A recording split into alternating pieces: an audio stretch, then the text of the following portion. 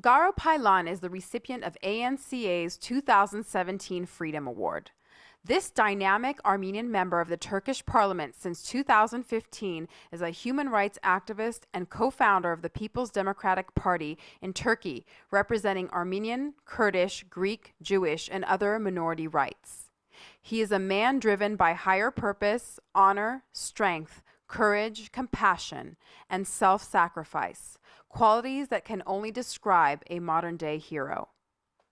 In 2016, at the 101st anniversary of the Armenian Genocide of 1915, Garo Paylan stood bravely before the Turkish parliament in the very heart of the Ottoman Empire and declared the names of each member of the Armenian intelligentsia and leadership who were deported and massacred at the outset of the Armenian Genocide. In his epic parliamentary speech, Mr. Paylan fearlessly condemned the actions by Ottoman Turkey and urged Turkey to come to terms with its past.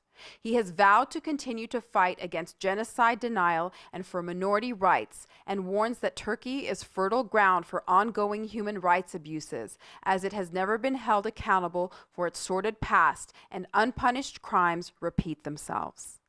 A few days later, in May of 2016, he was physically assaulted in the Turkish parliament for no other reason than his Armenian ethnicity. As a consequence to Paylan's speech, the terms Armenian genocide were abolished in the Turkish parliament, and in January 2017, Mr. Paylan was suspended from the parliament for referring to the Armenian genocide once again. Currently, he fights an epic David versus Goliath battle for democratic values against the increasingly nationalistic Islamist Turkish regime, with a fascist coalition gaining power under President Erdogan. Erdogan's presidency shows the hallmarks of a dictatorship after the attempted coup in July 2016, in whose aftermath an unprecedented crackdown against perceived opposition and waves of purges have taken place. Media outlets have been shut down or are strictly controlled, and Turkey is considered to be the largest jailer of journalists.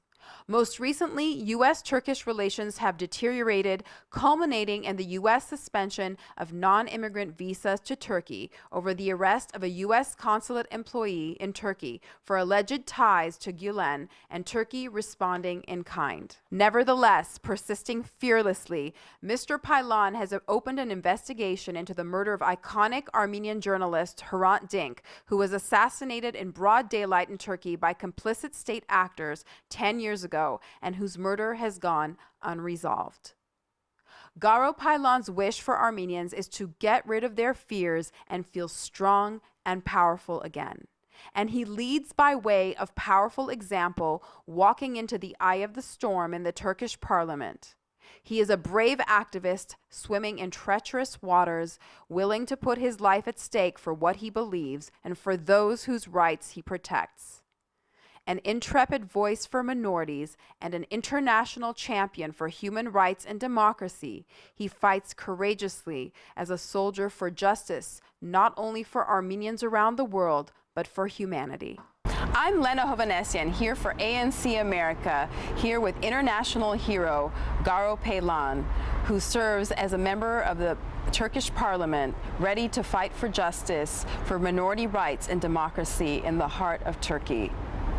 Mr. Paylan, it is an honor to have you here today. It was only yesterday that you stood in the heart of the Turkish parliament and you spoke before the parliament members at the 101st anniversary of the Armenian Genocide.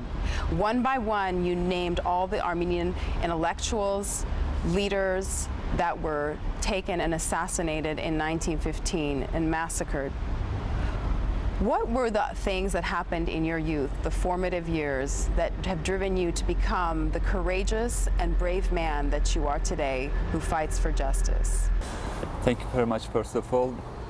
I'm from Malatya, and my grandparents suffered the genocide, and they chose to stay. I lost so many of my relatives. They chose to live in United States, Paris, Australia, but my parents chose to stay in Turkey.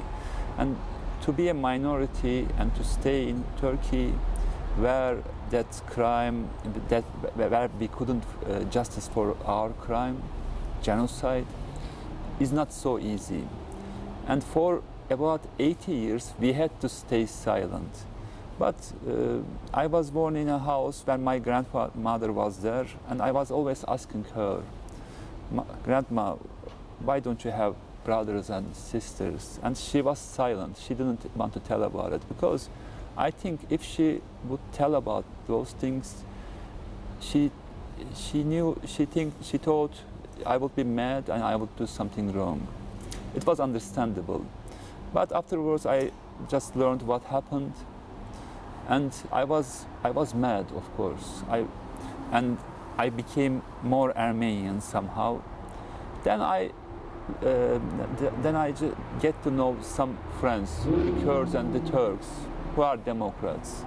And with them, we were struggling against human rights violations. Not only against the Armenians, of course, we were silent, but because we were struggling against human rights violations. I learned so much from them, and they learned so much from me. They didn't know what happened in 1915. I was trying to explain them, and the Kurds were suffering, let's say. I was struggling with them about the Kurdish rights. We learned from each other, and that is how I became a human rights activist, then a politician, of course. We care about each other with so many friends. You said in your question the Turks did those crimes. I never tell them, no, identities don't do the crimes. The politicians or terrible ideas, the terrible thoughts, the evil does the crimes. But they use the identities, they use the nationalism to do those kind of crimes. And I am struggling with so many Turks and Kurds who are Democrats, and Turkey is not Tayyip Erdogan. In Turkey there are millions of Democrats who I am struggling with. What is the best way for you to keep your line of communication open with your followers and your supporters when the media is being shut down by your opposition? Until 2015, we had full media coverage, and we had a chance to tell to the Turkish people about our views, ideals, and we had really 13% of the votes, and we had 80 MPs in the parliament, and people were happy to hear from us. But the status quo saw this as a threat, and they started the war, and they ended the democratization, and they shut down all the media who are covering us. And unfortunately, Erdogan is controlling the media now, and they are not covering us. Every day they are swearing at us, but we don't have the right to respond on the media. We have the social media, of course, but it's not enough. All the dictators, all the fascist thoughts controls the media, and every day they lie on that media. That is why really we need support. Let's say our institutions are not functioning. Of course, there has to be somebody who is ruling the country, but there is no checks and balances system. As a parliamentarian, I can say the parliament is not functioning, the judiciary is not functioning, the media is not functioning. If those three institutions that does not function, it's a dictatorship, of course. But still we are struggling, my party and other oppositions. So we need support coming from the world. Let's say it is also good for, the world has to think, or United States has to think. Turkey used to be a candidate to be a democratic country, which has the Muslim majority, Sunni Muslim majority. And it was in our dreams that if Turkey can become a democratic country, it is going to recognize the genocide. But we lost all those hopes, dreams, let's say. So we have to have a vision over Turkey to be a democratic country, and the Western powers has to support somehow the democratic institutions in Turkey. You are a co-founder of the People's Democratic Party in Turkey and representative in the Turkish parliament. As an advocate for minority rights, and for recognition of the Armenian genocide in Turkey. After the images we saw of you being verbally and physically assaulted in the parliament, what are the circumstances do you think ultimately that will lead to the Turkish government recognizing the Armenian genocide? And do you think that the Turkish people and the population are ready for that to happen? No. We just struggled for the genocide recognition in Turkey for years, after Hrant Dink, I can say, so many people were ready to hear about the Armenian story. And we were explaining them what happened, without, of course, the genocide word. Because I think words are not important. Of course, so many people are calling that crime as genocide. We were telling that something bad has happened. And if you don't recognize it, that crimes are going to lead for new crimes, not only for the Armenians, against the Kurds, against the Alavis, against the conservatives as well. Because if a murderer kills people and they don't, he or she doesn't pay the price, he or she becomes a serial killer. It is all like this. 102 years ago, whatever we suffered, the Kurds are suffering the same thing nowadays. So they understood this. They were ready to say that something bad has happened. And we could say that crime's name is genocide. It was not a big issue afterwards. Several times on the media I told about it. Still I'm telling that but the name of that crime is genocide, the Armenian genocide. But in the parliament last year, I used the word genocide, and they just said you can't do it anymore. Unfortunately, when the democratization is over, it's not only against the Kurds. It is against all kind of demands, So this is a very dark winter for Turkey. And unfortunately, the Western powers turned a blind eye on the human rights violations, and that is poisoning our democracy. You've also said that silence is not safe in Turkey, even after Hrant Dink's assassination in public. What do you mean by that? If you look from here, you see only Erdogan. No, but I know millions of people, Turks, Kurds, from other identities, who struggle against Erdogan, and against not only Erdogan, against his thoughts, his nationalist view. And we give power to each other and in our struggle.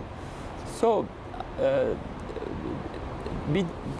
against fascist thoughts, against fascist ideas, you have to struggle.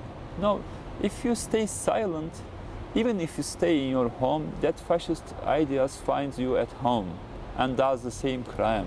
So to stay silent is not safe. I always tell about it. And if you stay silent and if you step back, they come over you more and more. But if you have right, you raise your sound, they step back. That is what we do. You recently traveled to Armenia in September for the Pan-Armenian Diasporan Conference. Which is the best course of action for Armenia as far as ties or diplomatic actions between Armenia and Turkey? Are there any benefits for Armenia, and do you wish to shepherd that relationship? Yeah. Before I went to Armenia, I spoke with the Secretary of State of Turkey that I will go to Armenia, and I took the messages from him, and I just told those messages to the Armenian Prime Minister, President, and Secretary of State as well. I'm trying to establish a new diplomacy between Turkey and Armenia, because the border is closed, and if you have a neighbor and the door is closed for 25 years, you get used to live without each other, and they don't have, both countries don't have any leverage on each other, only shouting at each other and only using the Armenian word and the Turk word as an enemy.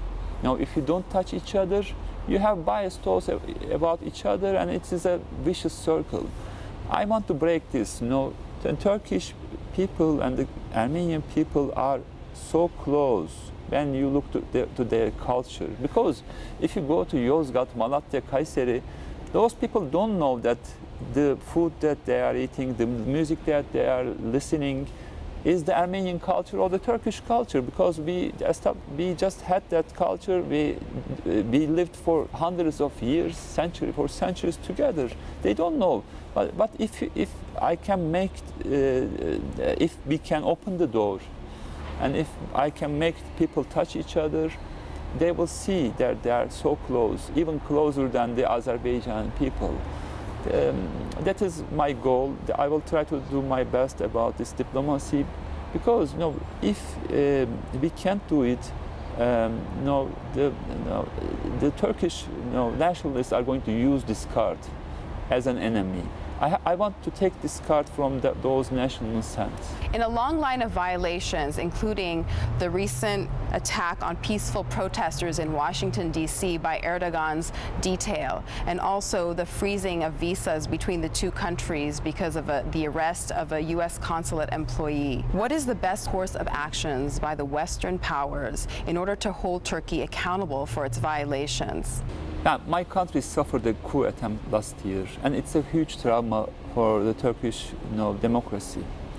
And unfortunately, President Erdogan saw this as a God's gift, and he told about this. This is a God's gift, and he is doing his the same operations against the opposition camp or media or the parliament. Unfortunately, this is a trauma, but we can't get over it.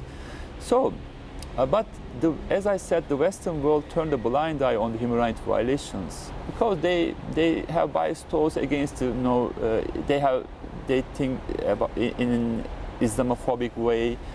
But we need to find a way to engage, not only shout at each other. To shout at Erdogan doesn't work. I think try to engage with the Turkish people works.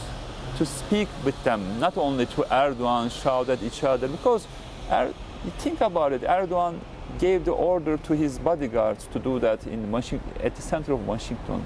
Think about it. What can he do in Ankara or Istanbul to us, to the opposition camp? But if you can influence the Turkish people, if you can speak with them, if you can engage with them, and ask for them to work in a democratic way, it will help us more, not only shout at the Turkish people, because the nationalists benefits from each other, the populist leaders benefits from each other if they shout at each other. What is it that keeps you passionate, humble, and always ready to fight for justice, even in the face of adversity and risk to your own life in the Turkish parliament? We have an open wound for 102 years, and we couldn't find the justice for that. And that unpunished crime is leading new crimes. I want to make this fascist idea live a defeat. If we can't make it, it will go on. We are struggling. I don't know. The first generation couldn't just succeed. The second generation couldn't succeed. I'm the third generation. I will give the struggle. If I can succeed, these crimes are going to end. If not, the fourth generation is going to go on. We don't have that right to transfer this to the fourth generation, because it is always bloody. Yeah, we will give this struggle. I want everybody to give this support to us to end this in this generation. We have to find a way. All the Armenian world, all the Turkish world, all the Armenian Democrats, all the Turkish Democrats, all the Kurdish Democrats have to find a way. Because we are from that land, we are from Anatolia, we are from Turkey. That crime happened in Turkey. We have to solve this problem in Turkey. Thank you so much, Mr. Paylan. It has been an honor to meet with you today. You are an inspiration for Armenians all over the world and a beacon of hope for human rights. Thank you so much. Thank you. Thank you. Thank you. It has been an inspiration and humbling experience to meet with our international champion for justice, Garo Paylan. I'm Lena Hovanesian for ANCA. Very nice.